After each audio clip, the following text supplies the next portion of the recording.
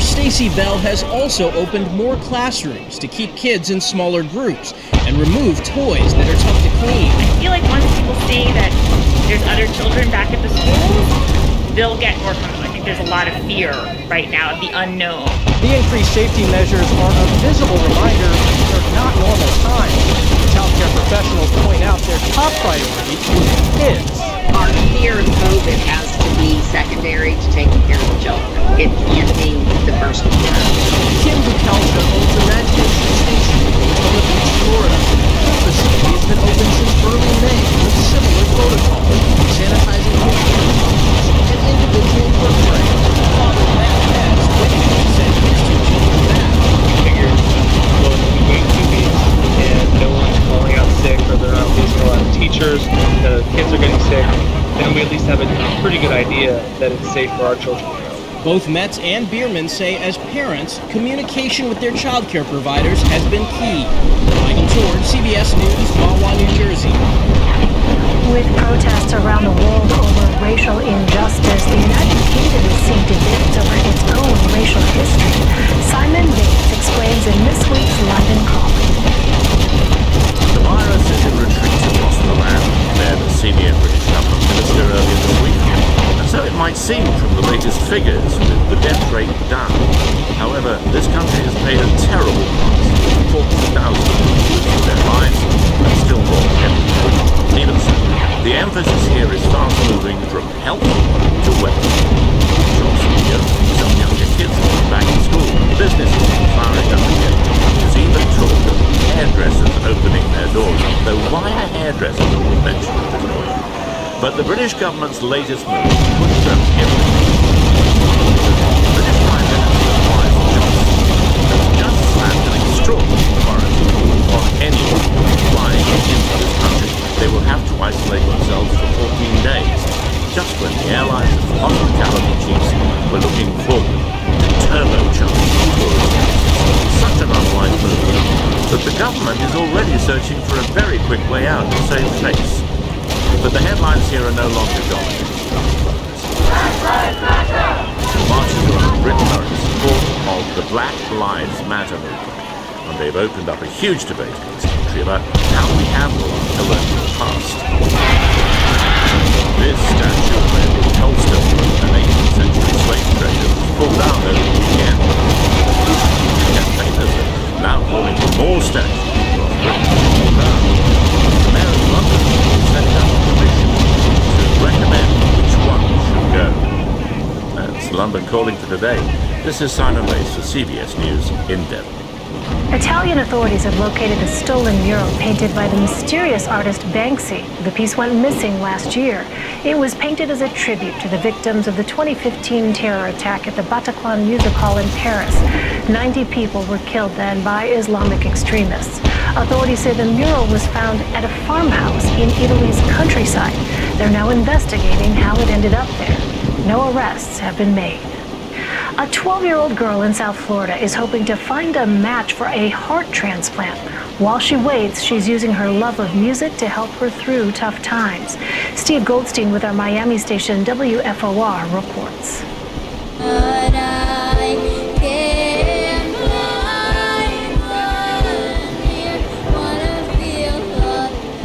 While Tatiana Caicedo battles for her life, she's living her best life. As the 12-year-old waits for a heart transplant, she joined Broadway star Laura Benanti's Sunshine concert series. It was created during the pandemic to allow kids to perform. And perform Tatiana did. When I sing or when I play the ukulele or play the piano or listen to it, I feel happy and it makes me not feel so cranky or sad or all the time. Anytime she needs to have any procedures done, they always called music therapy so that we could be there because music just always helped her really zone in and really be able to tolerate her procedures with so much less stress and anxiety. Tatiana has lived with a heart condition her whole life. She's a resilient little girl, able to get through it all with her team. When I feel scared or when I'm sad or when I'm upset because of what happened, they talk to me and they tell doctors have kept her stable, but in January she had heart failure.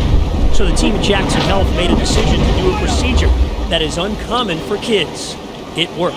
Obviously, she was very scared. My mom was very scared. After the surgery, they really get everything together, and now she's doing very well.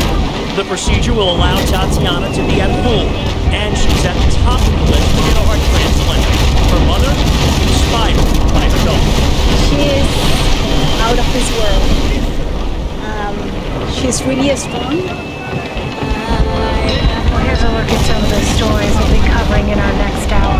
President Trump travels to Dallas, where he discusses race relations with state leaders and members of law enforcement. We'll check in with our reporter at the White House about the trip. Plus, protesters across the U.S. tear down controversial monuments as some lawmakers push for statues on Capitol Hill to be removed. And U.S. unemployment remains at a record high, but new report shows the economy is starting to slowly recover.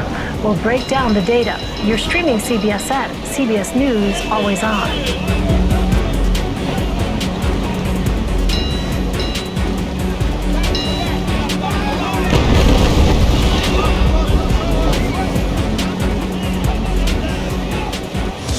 Wherever you're watching, and I hope you're watching at home, we promise we will bring you the news as this crisis unfolds. The Army's mission is any adversary, anywhere, anytime. I guess you can mean any.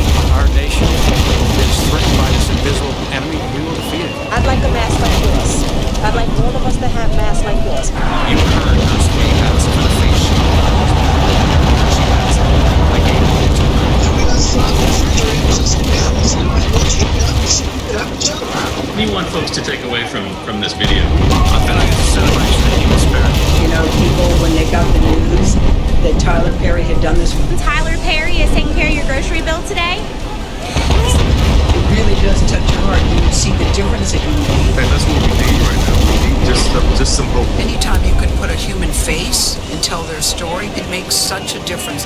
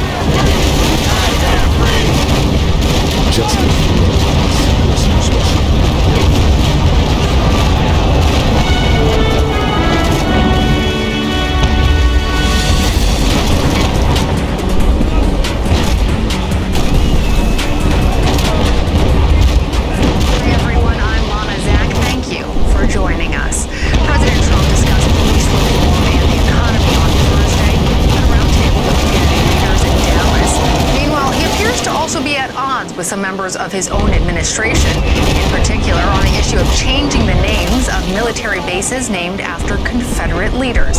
Skylar Henry is at the White House with details. Your reaction to Millie! President Trump ignored questions before heading to Dallas for a discussion on economic and justice disparities with state leaders and law enforcement officers. We're working to finalize an executive order that will encourage police departments nationwide to meet the most current professional standards of force. And that means force, but force with compassion. But if you're going to have to really do a job, if somebody's really bad, you're going to have to do it with real strength. Ahead of the president's trip, his Democratic challenger, Joe Biden, accused him of avoiding meaningful conversations on race and dividing the country. When he speaks and gives credibility to these racist folks out there, he breathes out, they come out from under the rocks. We will not rest until the changes are made. House Democrats announced their massive police reform proposal and Senate Republicans, led by South Carolina's Steve Scott, are expected to unveil theirs soon. The ongoing protests have reignited debate about whether 10 U.S. Army bases named for Confederate leaders should be renamed. President Trump doubled down on his opposition, tweeting Thursday, those that deny their history are doomed to repeat it. But military leaders and even some congressional Republicans say they're open to it.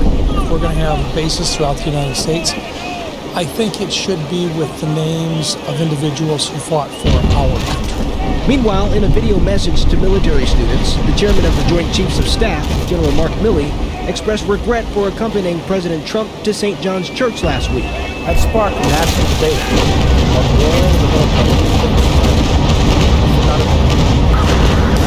The administration received harsh criticism after federal officers cleared peaceful protesters from Lafayette Square ahead of that walk. Skylar Henry, CBS News, the White House.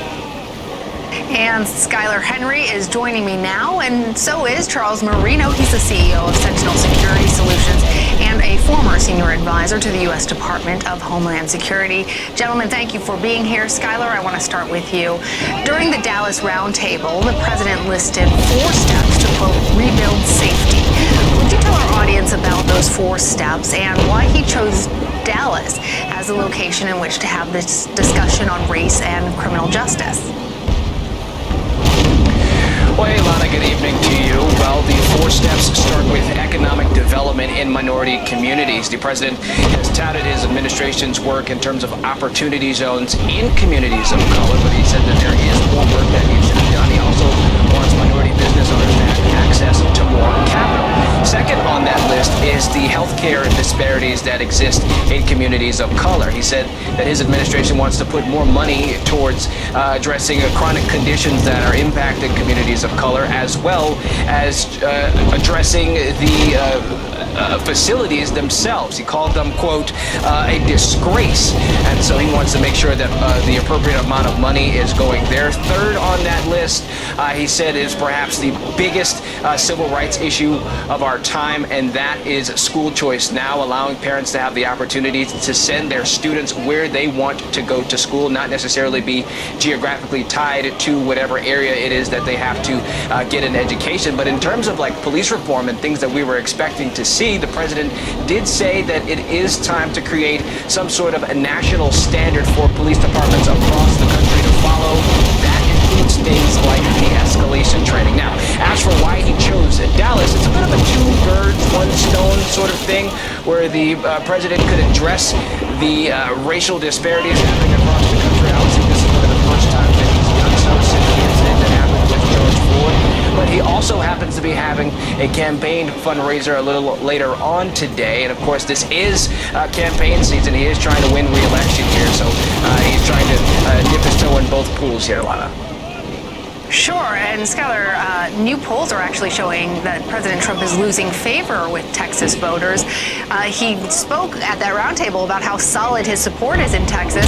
Why are the polls saying anything otherwise?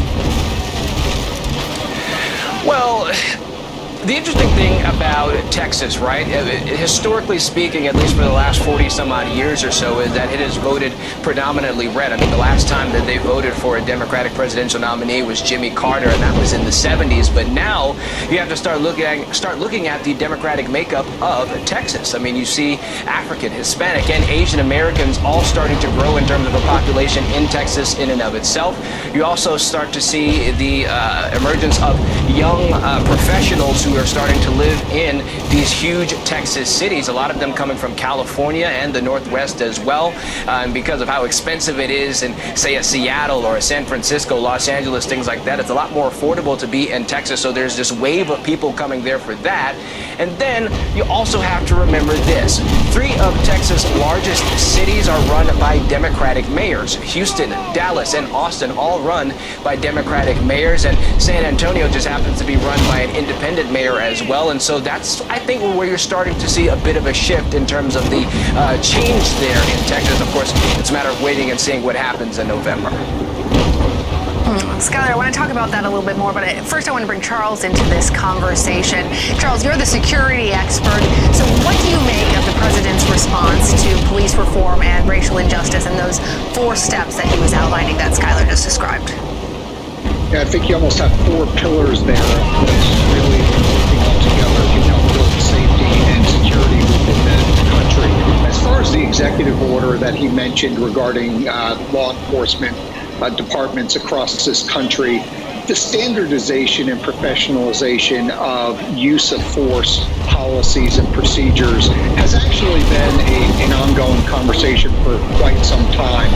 And I think it's actually quite realistic that this get taken on in a very insightful and productive way to ensure that police departments across the country are using a system of use of force policies that are consistent and that are also appropriate for various situations that officers around the country are going to encounter. You know, of the 800,000 state and local law enforcement officers in the U.S., the majority go to work each and every day and do their jobs and do it very well. It's the minority of what we saw in Minneapolis, where a police officer and others don't put forth the correct use of force, and what they do is really a disservice to the law enforcement community in this country. So we want to make sure that our officers are trained in this country, have the best equipment, and have great relationships with those within their communities. So, Charles, to follow up on that, do you think that the president's proposal, those 4 pillars, does enough to really weed out the racial systemic injustices that have existed in some of the police departments across the country, or arguably all the police departments across the country? And is he actually hitting at that issue that has galvanized so many people, or are these just really these broader reforms that the president was already looking at?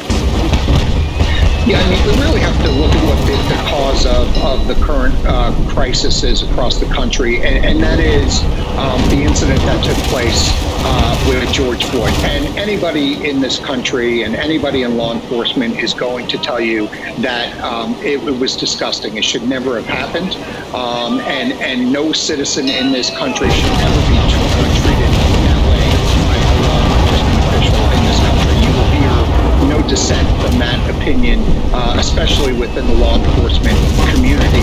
Whether or not it goes enough with respect to reforms with the law enforcement community, I'm really interested to see at the micro level the proposals that come out.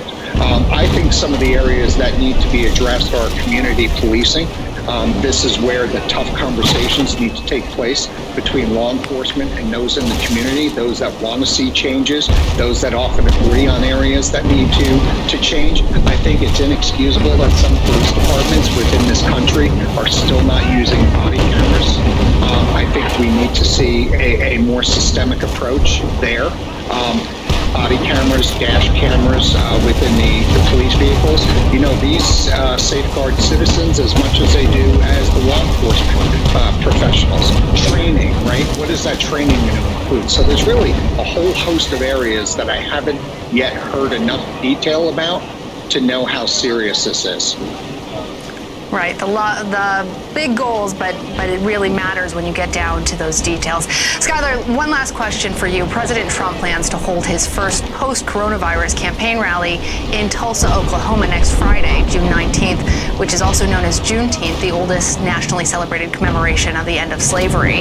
And in Tulsa, which is preparing to honor the 100th anniversary of the Tulsa Race Massacre, one of the worst incidences of racial violence in the country, what is the campaign saying about that decision and the criticism that they faced?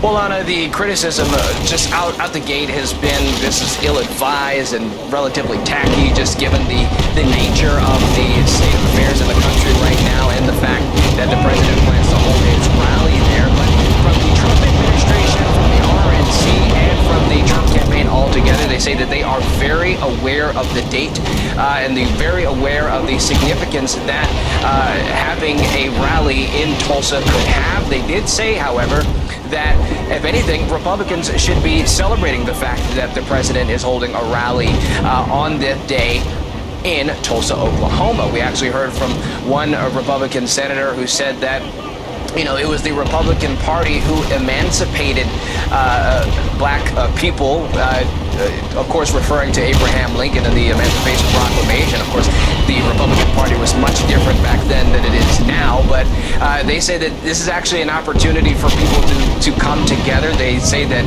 it does not fall on deaf ears, the fact that this is happening on this date. I think the president does have an opportunity to unify the country and address race relations that he may not have done in the past on that specific date. And I think a lot of people who are hopeful that the president does say something unifying, and so they hope that it happens during that rally next week. All right, we will be listening for those remarks. Skylar Henry, Charles Marino, thank you. Thanks, Lana. It's been over 2 weeks since George Floyd's death sparked a nationwide movement, an international movement, in fact, against racial injustice. Millions have taken to the streets to demand change. In recent days, controversial monuments have been taken down from their posts, and in Seattle, police have abandoned a neighborhood following days of standoffs with protesters. Now, President Trump is threatening to intervene. Elise Preston has the latest. Protesters are calling Seattle's Capitol Hill neighborhood a cop-free zone. Police recently boarded up their precinct building and left. This also is our building, as we pay for this, and we pay for their work, and everything that they do is supposed to benefit the people. The new peace on the streets follows the weekly standoffs with police. Last night, President Trump tweeted to Washington's governor and Seattle's mayor, "Take back your city now. If you don't do it, I will." And called the protesters domestic terrorists. Seattle's mayor tweeted back, "Make us all safe. Go back to your bunker." Officials and protesters have taken down numerous statues, including one of Christopher Columbus in Boston, a Confederate monument in Portsmouth, Virginia, a statue of Confederate President Jefferson Davis from Richmond, and a 10-foot tall Columbus statue in Minnesota. Minneapolis, where George Floyd was killed in police custody, black community leaders came together to show their support for Police Chief Medaria Arredondo and demand the ouster of Police President Bob Kroll. Enough is enough. Bob Kroll must go, and he must go now. Chief Arredondo announced yesterday his department is withdrawing from further union contract negotiations. The protests have also brought big changes to the world of sports, including the U.S. Soccer Federation, which has now repealed a policy requiring players to stand during the national anthem. NASCAR has now banned the Confederate battle flag from all of its races and venues. The only African-American full-time NASCAR driver, Bubba Wallace, led the campaign for equality, painting Black Lives Matter on his car, as well as the words compassion, love, and understanding. It's not that we're saying no other lives matter.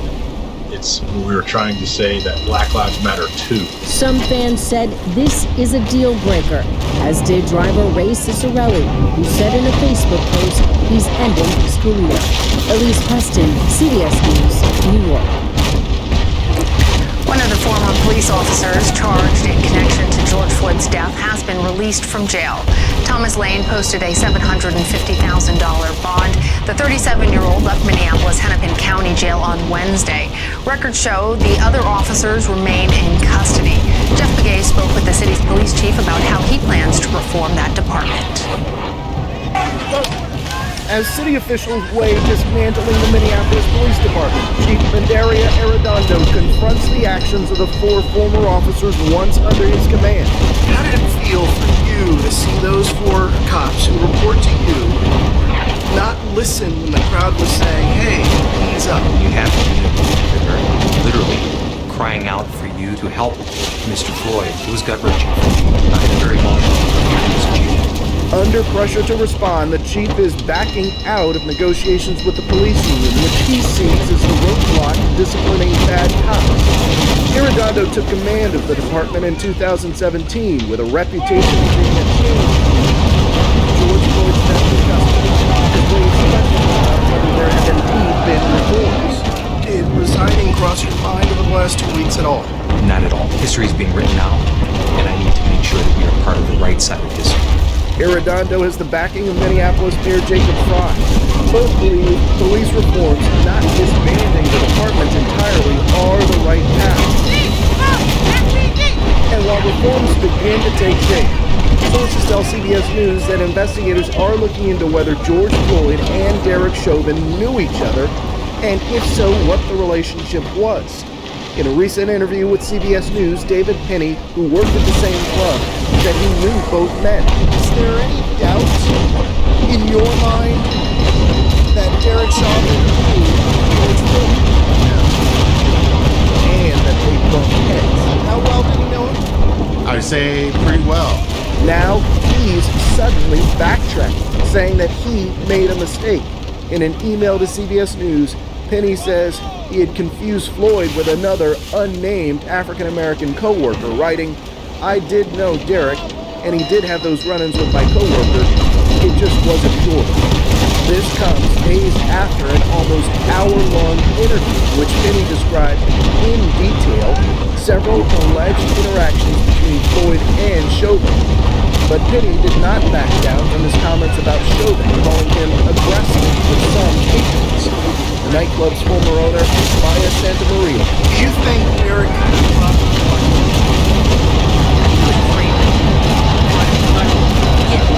It is still a mystery how Penny could have mistaken Floyd for someone else. Floyd was 6'4" and over 220 pounds.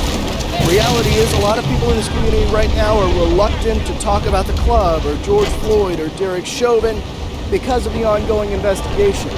In the meantime, the police union here believes that the city could be breaking the law if it breaks off negotiations. Jeff Begay, CBS News, Minneapolis.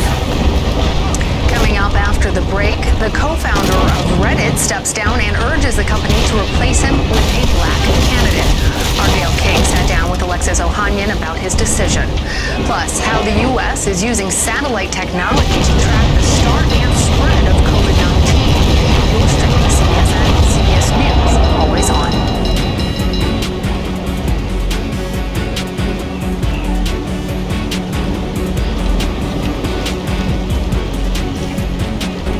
Joining us now is the nation's top doctor, Surgeon General Jerome Adams. How soon could we have a therapeutic in the hands of our caregivers? Making sense of our world. The CBS Evening News with Nora O'Donnell on CBS.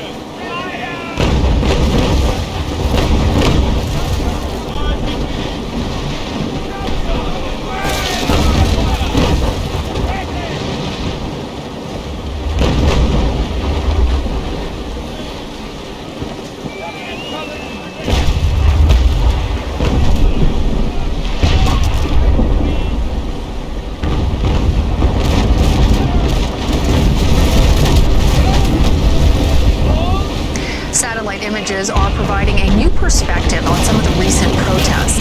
The U.S. is also using the technology in the fight against COVID-19. Catherine Herridge gives us an inside look at the agency responsible for satellite intelligence. From above, iconic landmarks before and after coronavirus hit provide a dramatic slideshow. Watch the crowds vanish from the Vatican St. Peter's Square to Tiananmen Square and Miami Beach. It was like the world without humanity. In many cases it was. But NGA Deputy Director Stacey Dixon doesn't just look for what's missing. She's searching for what's been added. In Germany, the Oktoberfest venue became a COVID testing site. And last month, a satellite spotted these Chinese military planes on a base that used to be the South Despite the pandemic, we're still doing things that our military, our policymakers need to understand. As the satellites fly overhead, you can see what the change is on that day. The highest-ranking woman of color in the U.S. intelligence community, Dixon says these snapshots, shared with the State Department, CDC, and Homeland Security, provide extraordinary detail. We can get a report either through a human source or a signal source, and then when a satellite passes over, you can actually confirm whether or not the activity actually took place. Her agency relies on partners like Maxar Technologies for unclassified images. The imagery itself can be shared very widely, and often is. Steve Wood's team tracked the rapid construction of emergency hospitals in Wuhan, China, that just last August looked like this. Largely an empty parking lot. But by January, it was completely transformed. This is like multiple convention centers. That's how big it is. That's right. 1,600 beds reportedly, but multiple other support buildings, and all done within a space of about 2 weeks. The Department of Homeland Security later concluded the Chinese government intentionally concealed the severity of COVID-19 in early January while it stockpiled medical supplies. From an intelligence perspective, this image tells you that the Chinese government understood that they had a real crisis on their hands. I believe that's right. As COVID-19 spread to the Middle East, Iran's government seemed to minimize the pandemic. But from the sky, massive new graves were detected in the city of Qom. How did you take social media and then marry it up with the satellite images? We had videos that were beginning to surface that showed people that were walking to a cemetery that were showing large trenches that had been prepared in case of the pandemic. These white hats provided another clue. That was most likely lying to help prevent against the spread of infection. A photo doesn't lie. It's just the facts. With global protests unfolding, as the U.S. and other nations reopen, there are new COVID consequences. Now satellite imagery could help show the way forward. It really gives us a sense to know if countries are really recovering the way that they're portraying themselves to be recovering. It's that fact check. That fact check, exactly. And satellite imagery can help develop better ways to social distance if there's a second wave of COVID or an entirely new virus. Catherine here, CBS News, the Pentagon. One of the co-founders of Reddit resigned from its board of directors last week and urged the company to replace him with a black candidate. Alexis Ohanian is also pledging to donate future gains on his Reddit stock to initiatives that support the black community. He's married to tennis star Serena Williams. They have a 2-year-old daughter together. And in an exclusive interview with CBS this morning, Ohanian says that he made his decision for their daughter. I didn't arrive at this easily. It was absolutely a hard decision, but thinking back especially on the position our country's been in, and then especially in the last few weeks, I realized I needed to look at myself, look in the mirror, and see what I could do to help contribute some real positive change so that I could look my daughter in the eye when she's a little bit older, and she asks me what I did to help make this country and this world a little bit better for her, and for a whole lot of people who look like her. Tech entrepreneur Alexis Ohanian co-founded the popular social sharing website Reddit back in 2005. He has served as executive chairman since 2015. Ohanian is married to tennis superstar Serena Williams. They are parents to an adorable 2-year-old daughter, Olympia. Fatherhood played a big role in his decision to resign from Reddit's board and his request to be replaced by a black candidate. I'm struck you just said it was a hard decision. What was the hardest thing about it for you? You know, Reddit was my first child. I started it right out of college. I was a kid who walked out of an LSAT to go to a Waffle House and decided he wanted to become an entrepreneur. But looking inward, it was a hard decision until it was a really easy one. And I remember that my greatest creation is not and never will be Reddit, it's my daughter. And I want her to be proud of her father. Well, you've certainly done that, and I will say, listen, you had your skill set is vast, including bringing your daughters here. Every time I see that picture, you spend some time. That's growth, and I think whether it's learning how to braid my daughter's beautiful hair, or whether it is growing to accept my own blind spots, that growth mindset is so important. Yesterday, Reddit got the message and added tech CEO Michael Seibel to the board. But couldn't you have, if you'd wanted to, just said we're going to add a black person to the board? Did you have to step down? I think there is something symbolic about someone in my position stepping aside as a way to say, we're not just going to make sure that you have a seat at the table, I'm going to give up my seat so that you can have it. I do believe in what that represents, and I hope it makes boardrooms all across the country look around the table and say, who are we serving? Who is our community? Ohanian says more diversity is in the best interest of Reddit and the tech industry more broadly. Reddit has faced criticism because hate speech has not been moderated in the message boards on the platform. But Ohanian's venture capital company, Initialized, has been investing in new startups that will target hate online. I think if we follow this drumbeat of support, both offline and online, I think we're going to see more and more tech businesses in particular taking more responsibility over not just the content on their platforms, but also the diversity of their workforces. As you know, there are very few black faces in the boardroom, so you thought about that too. And your own experience, Alexis, in a boardroom. Yeah, there's this striking note because I have never walked a room and not felt 100% confident either, not felt 100% welcomed there. At times when I really shouldn't have been, because of my inexperience or because of my youth or because of my whatever. But that is the privilege that I have walked my entire life. There are things that I do that my wife checks me on, that I'm doing with the best of intentions, but still require me to feel that pain and then dig deeper. And I'm wondering, what has she helped you see that you didn't see before? There are situations where I default expect to be heard. Because all of my life, when I bring something up, I'm generally in a position where someone is going to hear me, take my side, and trust what I have to say. And I take that for granted. And it's not until I am, talking to my wife about things that I really understand that that is not a luxury she has had. Do you think that you would have come around to this way of thinking if you had not been with Serena in particular? I would love to say yes, but to have that front row seat to her, not just her greatness, but everything she has to endure, much of it that never gets reported on, that no one sees, right? That made the education come really quick, especially when this is someone you love. But Alexis, as you know, nobody likes to be called out. People get very defensive. That seems to be changing, but... I think it is changing. That discomfort that we feel physically when we push ourselves to go further is something that we usually embrace, right? We know that that's where growth happens. That's where muscles are tearing just a little bit so they regrow stronger. These conversations are that same kind of exercise. They're that same kind of discomfort for our brains.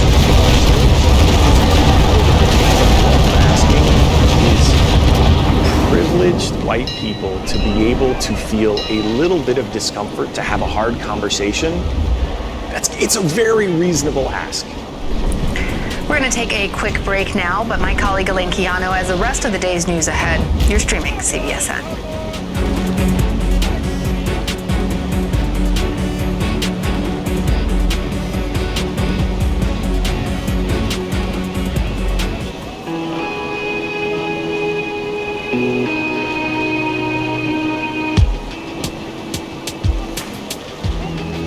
We're all trying to learn something during this crisis.